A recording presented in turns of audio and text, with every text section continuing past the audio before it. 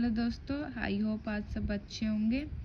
आज मैं टॉपिक लेके आई हूँ ऐसे 299 जॉइंट ऑडिट। मुझे ये ऐसे इम्पोर्टेंट लगता है, इसमें मेरे को लगता है मिनिमम 3 या 4 मार्क्स का क्वेश्चन पक्का आ सकता है, चाहे वो एमसीक्यू हो या एक क्वेश्चन पक्का आ सकता है, मुझे ऐसा लगता है पेपर में।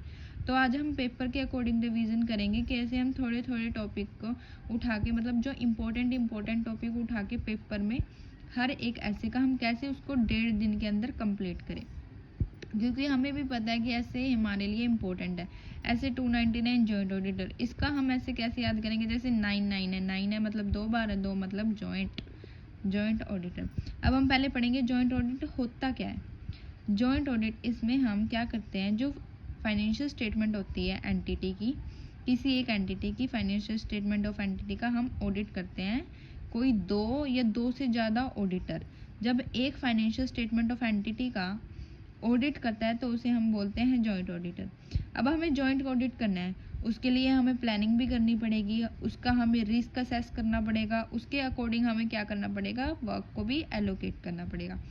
तो हम कैसे करेंगे, मतलब जैसे हम पहले क्या कर देखेंगे, जो एंगेजमेंट पार्टनर हो गया या जो भी कोई अदर की मेंबर है जॉइंट ऑडिटर का, फ्रॉम जो मतलब एंगेजमेंट पार्टनर हो गया या अदर की मेंबर हो गया, हर एक टीम का एक मेंबर, ये कोई भी हर एक टीम का ईच मेंबर क्या होएगा, इन्वॉल्व होएगा प्लानिंग में, ठीक है। उसके बाद जो जॉइंट ऑडिटर है वो इकट्ठे मिलके प्लानिंग करेंगे, स्ट्रेटजी बनाएंगे, सेट करेंगे scope, timing and direction of audit, ठीक है।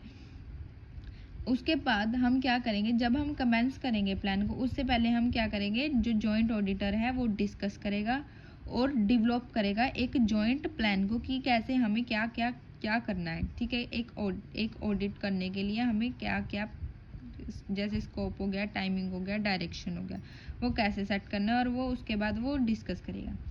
जब हम डेवलप करेंगे जॉइंट ऑडिट प्लान को, जो जॉइंट ऑडिटर है क्या करेगा, पहले वो देखेगा कि डिवीज़न क्या है, डिवीज़न ऑफ ऑडिट एरिया देखेगा। उसके बाद वो देखेगा कॉमन ऑडिट एरिया को, जो कि डिफाइन करेगा स्कोप को हर एक ऑडिटर के लिए, ठीक है। उसके बाद हम क्या देखेंगे, उसके बाद हम देखेंगे कि रिपोर्टिंग ऑब्जेक्टिव क्या है एंगेजमेंट का, जिसके अकॉर्डिंग हम क्या करेंगे, प्लान करेंगे टाइमिंग ऑफ ऑडिट के लिए, एंड हमें क्या क्या कम्युनिकेशन करनी पड़ेगी। उसके बाद हम क्या करेंगे, कम्युनिकेट करेंगे जॉइंट ऑडिटर, जो भी सिग्निफिकेंट फैक्टर है ना, जब हम एंगेजमेंट टीम एफर्ट को डायरेक्ट करेंगे, हर एक में हमें कम्युनिकेट करना पड़ेगा। कम्युनिकेशन भी जरूरी है, कम्युनिकेशन क्लियर होगा तभी हम अपने प्लान को आगे बढ़ा सकेंगे, अपने ऑडिट को आगे बढ़ा सकेंगे। उसके बाद हम देखेंगे जो हमने पहले प्रीलिमिनरी एंगेजमेंट एक्टिविटी की थी और जो भी हमने नॉलेज गेन की थी कुछ और अदर एंगेजमेंट में, उसका रिजल्ट क्या था। और हम देखेंगे हमें nature, time and extent of कितने रिसोर्सेज चाहिए अरे एक परफॉर्मेंस एंगेजमेंट को कंप्लीट करने के लिए। तो हमें जो हम डेवलप करेंगे ऑडिट प्लान को, तो हमें क्या क्या कैसे क्या करना पड़ेगा, जैसे कि पहले हम देखेंगे डिवीज़न करने के लिए आइडेंटिफाई करेंगे किस एरिया को डिवीज़न करना है, कॉमन एरिया क्या है हर एक ऑडिटर में, जो कि डिफाइन करेगा स्कोप क्या है हर एक ऑडिटर के वर्क का, ठीक है। उसके बाद हम देखेंगे कि हमारा रिपोर्टिंग ऑब्जेक्टिव क्या है हर एक एंगेजमेंट का, जो कि प्लान करेगा नेचर ऑफ हमें किस कम्युनिकेशन करना है, टाइमिंग ऑफ ऑडिट को। उसके बाद हम क्या करेंगे, कम्युनिकेट करेंगे जो भी एंगेजमेंट टीम एफर्ट थे।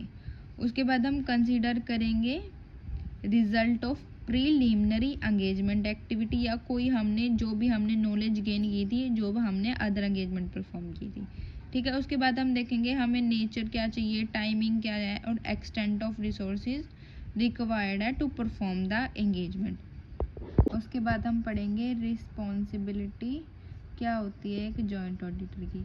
एक तो जॉइंट ऑडिटर रिस्पॉन्सिबल होता है जो जो काम उनको दिए हैं, और एक जॉइंट ऑडिटर, जितने भी जॉइंट ऑडिटर है वो जॉइंटली रिस्पॉन्सिबल होते हैं किस किस के लिए, एक तो जो वर्क डिवाइड ही नहीं हुआ है वो उसके लिए जॉइंटली रिस्पॉन्सिबल होंगे, एक जो भी उन्होंने डिसीजन लिए थे प्लानिंग के टाइम उसके लिए वो जॉइंटली रिस्पॉन्सिबल है, और कोई कुछ ऐसे मैटर होते हैं जो एक जॉइंट के ऑडिटर के आ गया सामने, तो वो जो जॉइंट ऑडिटर है दूसरे जॉइंट ऑडिटर को बताएगा और वो जॉइंटली सारे उसमें रिस्पॉन्सिबल होंगे। एक वो जो जॉइंटली अवेलेबल है कि वो फाइनेंशियली जो फाइनेंशियल स्टेटमेंट होते हैं वो कंप्लाई कर रहा है विद रेलिवेंट स्टेट्यू के साथ, जो ऑडिटर रिपोर्ट कंप्लाई कर रहा है विद रेलिवेंट स्टेट्यू के साथ, और जो भी फाइनेंशियल स्टेटमेंट प्रिपेयर करी है हमने वो एज पर एप्लीकेबल FRF है या नहीं है, इसके लिए सारे जॉइंटली रिस्पॉन्सिबल होते हैं। कुछ एक ऐसे मैटर भी होते हैं जो जॉइंट ऑडिटर रिस्पॉन्सिबल होते हैं। एक जैसे कि जॉइंट ऑडिटर को कुछ मैटर पता लगे जो कि रेलेवेंट है एरिया ऑफ रिस्पॉन्सिबिलिटी में, तो वो क्या करेगा, कम्युनिकेट करेगा अदरों को इन प्रायर टू द राइटिंग में बता देगा वो उनको। एक किसके लिए वो रिस्पॉन्सिबल होते हैं, jointly nature time and extent of जो भी हमने ऑडिट प्रोसीजर लगाए थे जब हमने वर्क एलोकेट किया था उसमें। और एक वो जॉइंटली रिस्पॉन्सिबल होते हैं जब हम इवेल्युएट करते हैं सिस्टम ऑफ इंटरनल कंट्रोल, वो उसके लिए भी जॉइंटली रिस्पॉन्सिबल होते हैं। कुछ पॉइंट है ईजी है क्योंकि ये देखो ये वाला पॉइंट फाइनेंशियल स्टेटमेंट वाला, ऑडिटर रिपोर्ट वाला, एज पर AFR वाला, ये तो तीनों सेम हो गए। और एक तो जो काम उनको नहीं मिला उसके लिए, जो मिला उसके लिए, और जो हमने प्लानिंग में जो भी हमने डिसीजन लिया था उसके लिए वो रिस्पॉन्सिबल होते हैं। उसके बाद हम पढ़ेंगे ऑडिटर का क्या कंक्लूजन होता है एंड उसकी क्या रिपोर्टिंग होती है। जो जॉइंट ऑडिटर होते हैं वो इशू करता है कॉमन ऑडिटर रिपोर्ट अगर डिसएग्रीमेंट नहीं है। अगर डिसएग्रीमेंट है, जिस भी ऑडिटर को डिसएग्रीमेंट है वो सेपरेट ऑडिटर रिपोर्ट देता है, ठीक है।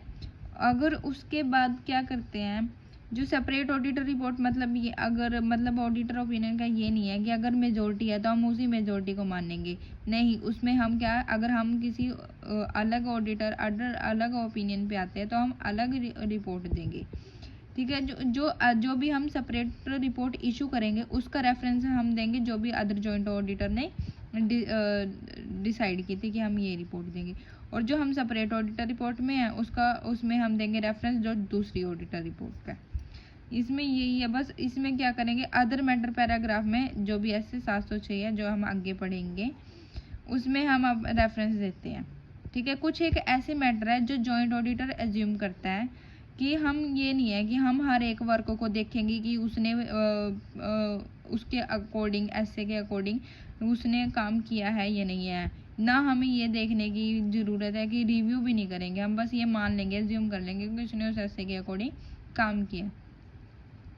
अगर हम जैसे अदर जॉइंट ऑडिटर दूसरे जॉइंट ऑडिटर को नोटिस देगा अगर वो किसी डिपार्चर हुआ है फ्रॉम एप्लीकेबल FRF से, बस यही था इसमें। अगर हम उसमें क्या करेंगे, अगर हम अपना ओपिनियन मॉडिफाइड करना चाहते हैं तो हम उसको 10 स्टैट्यूटरी गवर्नमेंट को बता देंगे, और हम एक्सपेक्ट भी कर सकते हैं कि हम EOM पैराग्राफ को या OM पैराग्राफ को इंक्लूड करें।